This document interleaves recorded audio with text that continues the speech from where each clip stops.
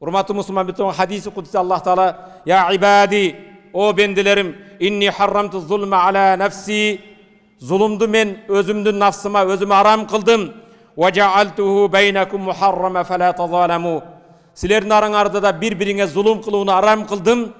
Бириңе бириң зулум кылба. Бириңдин акың бириң жебе. Бириңди бириң кемсинтпе.